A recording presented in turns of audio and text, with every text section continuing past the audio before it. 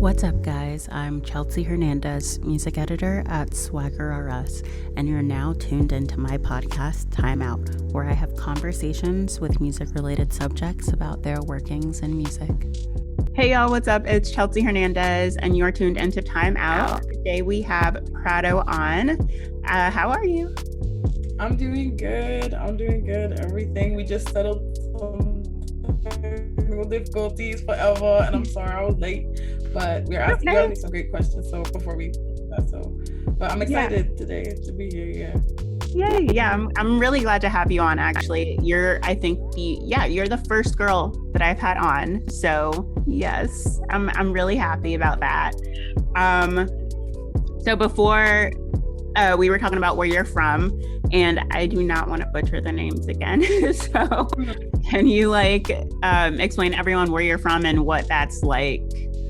Yeah, I'm from the Coast Salish territories of the Musqueam, and sorry, I'm forgetting their names already. You got me now. You passed me. I'm like, but I am from Vancouver. It's so-called Canada, but it's actually the Musqueam and Tsleil-Waututh First Nations here,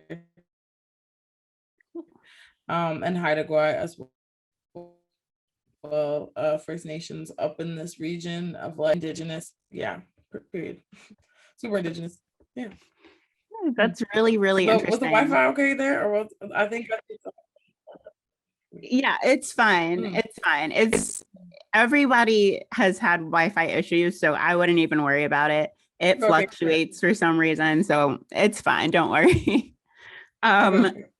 So what was school like there? It's so interesting to me because I don't think that there has been an artist that has come from there, and if there has, I am just not educated in that, so I apologize. But what was it like? Like, what was school like? Did growing up there influence your taste in music at all? Vancouver is very outdoorsy. So it's a very outdoorsy town, and it's somewhere where it's really rich people and then really poor people as well. So music is a bit more like just a game of who's gonna get, you know what I mean? And a lot of it is just white owned space as well. So that's why, a lot of artists haven't come out of here that have been Aboriginal or been POC period. And that's just the facts of this place.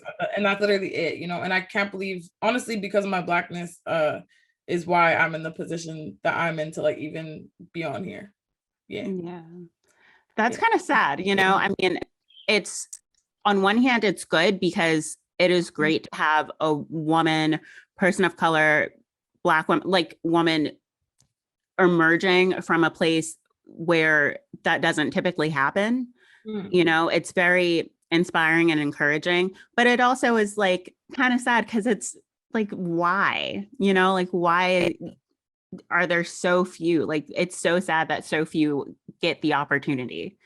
And just the sheer fact that that's why it's important to talk about, you know what I mean? It's just important to talk about because I think the fact that kids don't have access to those kind of things, nobody knows, no one knew music stuff. Everybody was guitar person, you know what I mean? No one had industry connects or anything when I was growing up, and they still don't, but Yeah.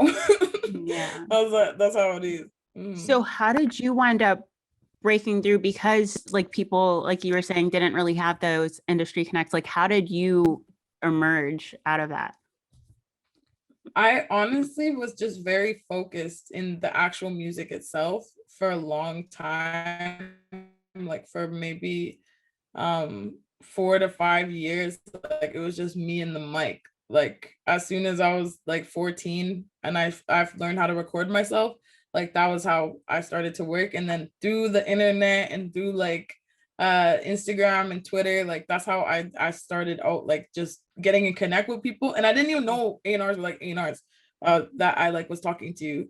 I just thought these people like my music, they really think it's cool, like, and they have something to say about it. That's literally it. And I never saw like a value to any of that. And so that was my mentality, like at first. And I can only imagine you know, innocent, unsuspecting you know, POC artists that like have a mission and a cause, and then you know, everybody around them is only now starting to be like, you can monetize this, you can do blah blah blah blah. And so I'm just happy that I got to do things my way, like this time, and just do it organically, you know. And that's like the real value of, like, I think the reason why I can even like say where I'm from and everything. It's just that it was genuine community like building, not like an industry connect. Yeah, that You is know? like, you are having to do it the organic way. A lot of people nowadays don't have to go through that. You know, they either have connections, or they like are a pretty white person, you know, like in the most respectful way possible.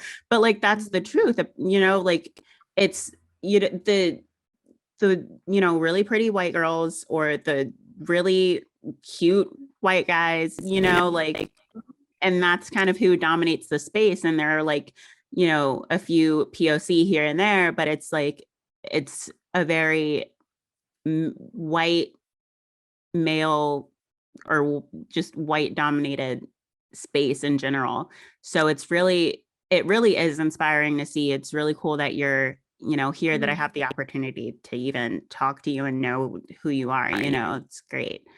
Yeah, no, and I think like everybody that is around me understands like how important all of that is. So that's what I'm thankful for, is that like it's important to me, and that bringing up other artists around me is important to me as well. Because yeah, I'm fucking sick of going into a writing session and working with a 16-year-old girl who's like here to like, she's a white girl and she wants some flavor to her music, so she called me. Yeah. So she called me to add some fucking Ariana Grande to her shit, and I never do them now. I don't give a fuck. Oh yeah. Yeah. Aw. Mm. Yeah. Well, I mean, thank you so much for, again, you know, being on and talking openly about it. You know, it's very refreshing to be able to have this conversation, you know. What did you grow up listening to? Who really inspires you? I'm really inspired by so many artists, but as of recently, I realized Whitney Houston was so big in my books, like really was. Because, and I was just, I like cut my hair short. I like you know, like I would like try to sing more, and I was just like, this is all the same tropes as this other Black like bisexual woman that was just like huge in this industry and had a huge fucking market. And I genuinely like want that for so many artists, and like want it for myself too, because I feel like I ain't that crazy of a singer for sure. But Whitney Houston, all the crazy radical women I love for some reason, like MIA, Bjork, I'm sorry. Yeah, MIA, Bjork, I'm sorry, like to whoever hates Bjork. And stuff like that was kind of different, like 311. I thought that shit was cool. I mean, they're definitely not on the stage. But, Riot Girl stuff like Whole, Courtney Love, you know, all that kind of grungy, like kind of girl above the bullshit, like shit was my stuff. Oh, and Santi Gold too. And her name, Lola Wolf. Yeah, I was on all that stuff. Zoe Kravitz. Zoe Kravitz. Oh, She's yeah. Lola Wolf. Yeah. Yeah. Okay. Okay. They just make that shit. Yeah. So it's kind of interesting that you say that you like Yeah. listen to these, you know, female artists that were kind of like grunge and kind of just like, you know, so strong and so like, I guess self-confident. Because your song Steven is that like embodies that same kind of vibe, and I love it. So I would like, can you talk more about your song? Talk more about that. Yeah, Steven is just like exactly that. It's just about the liberation of all of those things, because I feel like it took me a while to come into myself in music, and that's why I was like very hesitant like releasing or signing or doing anything, because I just knew like you're kind of damned if you do and you're damned if you don't, especially like as a Black woman in the industry, because they're always gonna have a fucking opinion, so you have to come out the way you want to. And Steven was that track for me, because it was like, yes, it needs to be explosive, I need the gunshots, I don't care, like I want to. And in Canadian music, like they don't put gunshots on the radio, they don't like none of that shit, like, you know what I mean, they're super clean. Or like Yeah. most pop is really clean, but I don't think pop is pop without it being dirty, period. Yeah. So that's literally it. Yeah. You No, know, I like mean, that's what makes pop like have that extra like kick, you know. So yeah, that that's is where I was true. coming from with Steven. All of these tracks on the first EP. That's where I'm coming from. Yeah. Yeah. So how did you come up with, I guess, the whole premise of the song? Like, is Steven an actual guy? Like, was it based on an actual guy? How did that? It is based on the actual guy, and I seen him like a couple months after I wrote it. And the night I wrote it, I was actually drunk. Like those vocals are my drunk vocals. Oh, Um, wow. believe it or not. Yeah, and they're literally that night I made the song, and I was like on my story being like, I don't give a fuck if you like, right? And we're all like, it's a bunch of girls and we're just like doing this, and we sent it, and I know he saw it because I followed him that night and he saw it on my story. So I'm like every single time I like if I ever run into that man again, I'm like, and like, yeah, he's a real person. He's a real person. But and Well, now also he has a everybody's song a about real it. person. Yeah, now he has a song about him. He should be thankful. Exactly. No streaming, no, I didn't give him no royalties though. But he's the inspiration. My views. Nice. Good. I mean, it is what it is. It is what it is. So you are the sole producer on just, I think, all of your songs, right? The sole producer and the sole songwriter on all of your songs, or just about I'm like the sole conductor, so I start everything myself. Like I do everything myself. And then as like we start to go to mixing or like whatever, I have ideas for certain things. So I'll bring in like my friends, and like I'll try to like get them to play something over this or da da da da. So it's a very like I'm kind of like we're going for like a style, we're going for something like it's gotta be crazy. Yeah. And then I just kind of put the forces together. But there's only two other producers on this project, so it's just us three, and just cranking out like all the shit. And also maybe Zach and Benny on Louis T and Drip. Like those are the two that I guess my engineer like didn't have too much involvement in. And then yeah, but everything starts with me. Like I have to start everything because I think Drip was the only thing that didn't start with like my own ideas. Like it was kind of like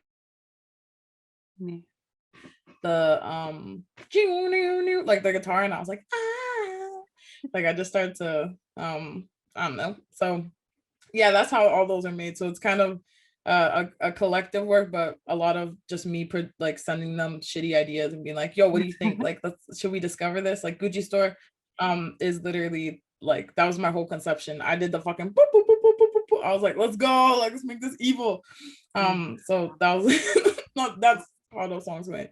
Yeah. That's so cool. That puts you in a different lane too. It like not a lot of artists like are the primary producers and songwriters on their song. Like there is a whole team of people, I mean, so many people that are involved in like making one song. And so to see like you be like the primary person working on your music, that is so cool to me. I can't even begin to like I can't start nothing out of like no fucking man's brain.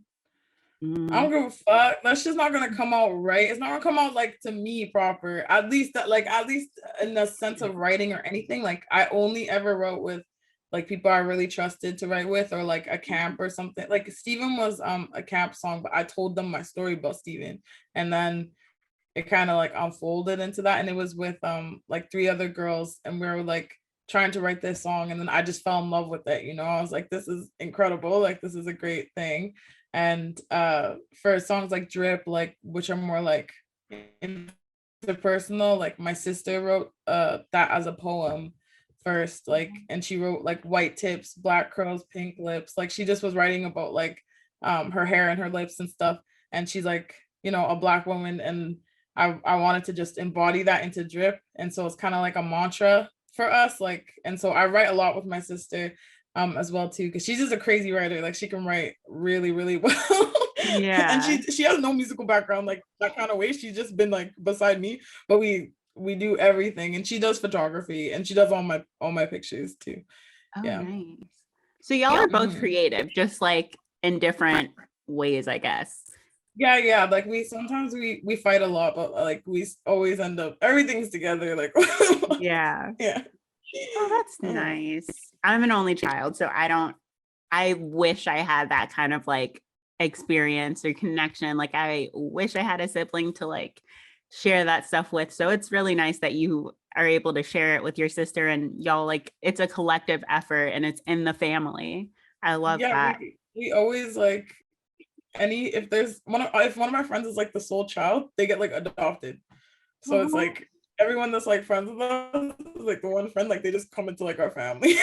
Oh, like what the fuck? They have to be around all my siblings and shit. Like nothing's secret around here. So you end I up love that. Like a big, like adopted family almost. I feel like all my best friends were like single children growing up, and then they just were like assimilated into my life. Like, and that's how they were best friends with me. Like they were just another sibling. Like, Nice. Yeah. Aw. You mentioned Gucci Store earlier. So what was it like making the video for that? Like, how did that start? Where did the concept come from?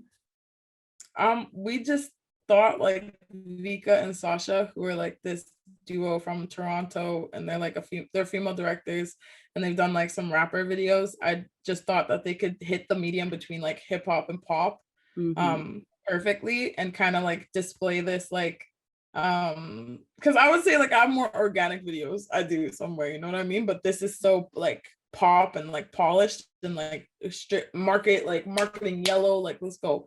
So we like, it was so fun because they're just so persistent, and they made me do choreo and like rehearse, and like they had me on a schedule, like they were so tight with everything that like I felt like for the first time it was like for real go time. And like I just like, I always look back at it and I'm like, yeah, like a real, sorry, look at but a real like pop video. And we just wanted the pop video to be like absolute undeniable. Yeah. And that's how I think it turned out. It was fun to make because I just feel like I didn't even look like myself. Yeah, no, I mean, I actually really like it, and I love that it's just you. There's nothing that's distracting from the message or like, the point of the video. There's not all these like other people that like you focus on instead of like really listening to the song. So I think that that was a really, really smart choice. Okay. Yeah. It was COVID, y'all. Like, what the fuck? Dead ass. I'm like, yo, yeah, cool, bro. Because I didn't have a choice. Well, it turned out well. Yeah.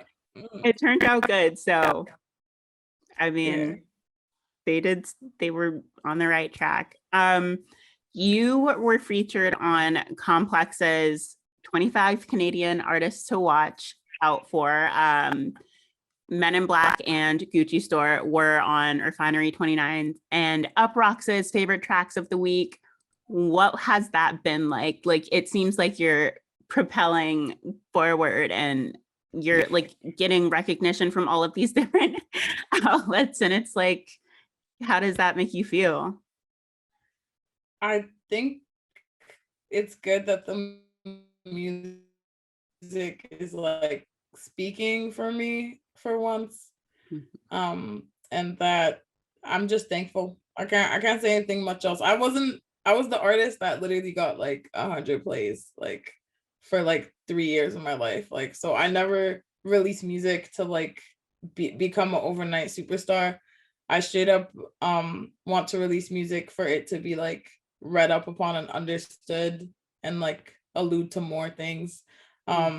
Because pop music is very important to me in that aspect. The fact that it has like such range and can just get recognized from like zone to zone. I think then it's like a duty and like a right for me to like be honest with them and like show them actual growth and stuff, you know, because I don't think this is the end. I think this is the start, which is really like scary to like, it feels like the start. And it's like really strange because everyone is just always in my face being like, did you know this is the first one, but like you could do da da da, like you don't know this is just the beginning and I'm just new here. So I'm literally like, what? I'm like, who? Half the time I'm like, who? Literally, I don't know who the fuck anybody is ever. Like, I'm literally like, who? I'm like, who said what? Like, cause I wasn't like lurking and like being like all on people's dick. Like, I was literally just fucking in the studio. Yeah. So, and just shows, that was it. I just did shows in studio. Like, that's my life, like truly. So the rest of it, I'm always like, press. And then I'm like, they didn't send me a Black person to talk to. I'm like, you know what I mean? Like, I'm always like, I'm literally like, press, like, you know what I mean? And like, I'm sorry I was late today too. That was just dumb on my part, but they just sent me the link, that ass. So I was like, girl, that ain't me. But my Wi-Fi is for sure.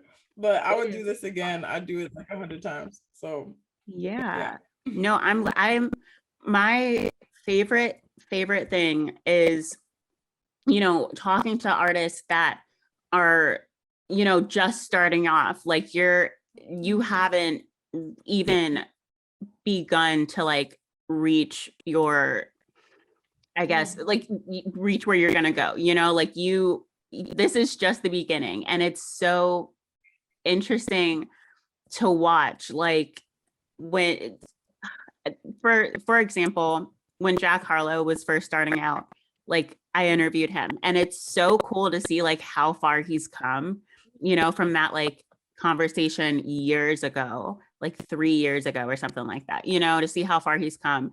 And I'm excited to see that for you too. You know, I feel like there's a lot more to come. So it's going to be really cool to see how much you grow and like, you know, where you go from here. And you're also releasing an EP. So talk about that, please. EP is out on Friday, June 18th. Yeah. And it's the first one. So I don't know is the connection stable? Yeah, okay, we're good. June 18th, my first debut EP ever on this earth. I cannot believe that this is actually real because it going on Apple is like very crazy to me still. So I'm literally like, what the hell is going on? But all of them are jam-packed. Like I just hope people can find something. Like it's just banger after banger after banger. I did not quit.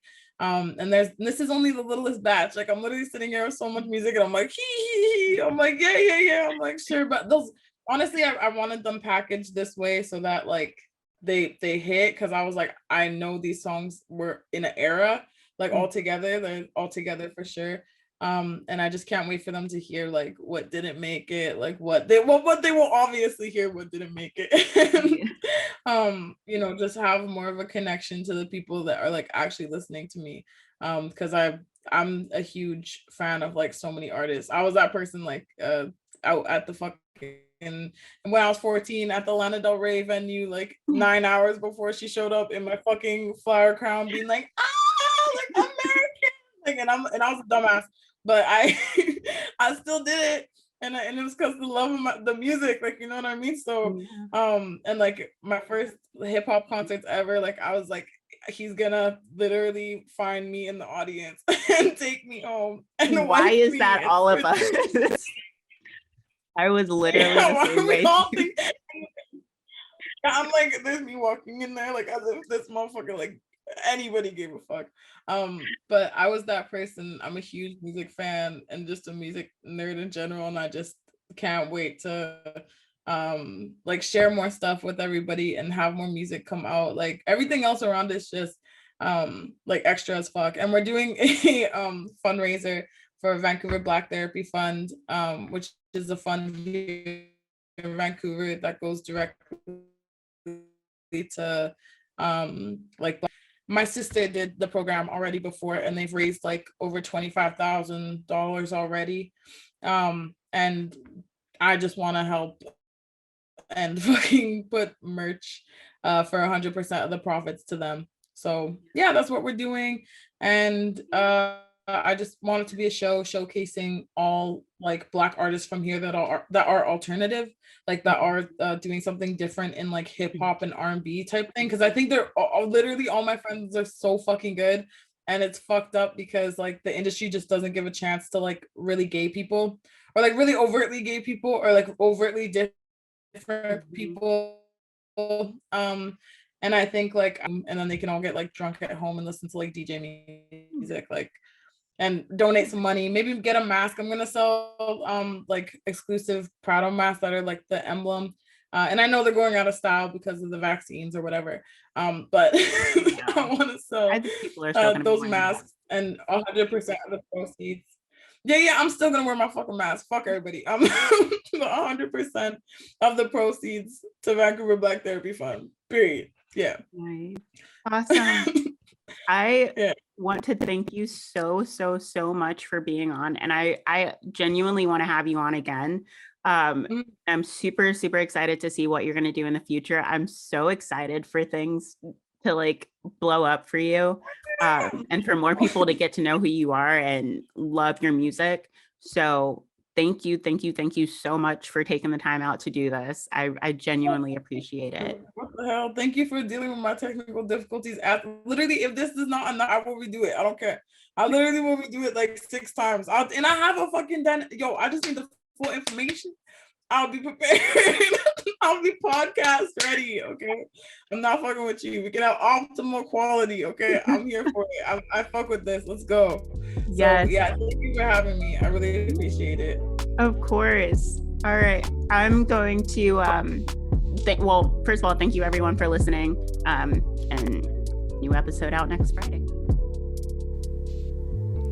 Thank you for listening to this episode of Time Out, and be sure to subscribe, rate, and share the podcast on Anchor, Spotify, Apple Podcasts, and wherever you listen to podcasts. Also, be sure to follow us at SWGRUS on YouTube, Instagram, Twitter, and Facebook.